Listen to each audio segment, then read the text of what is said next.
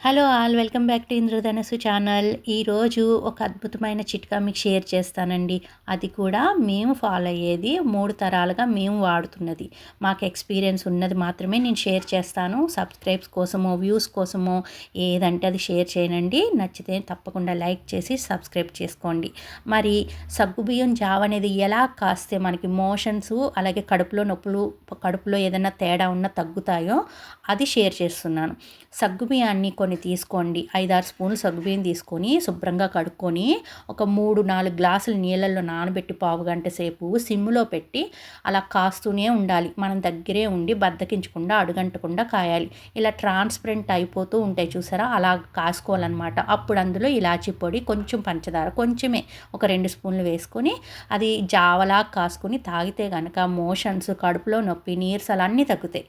ఈ చిట్కా పాటించండి. నచ్చితే లైక్ చేయడం మర్చిపోకండి.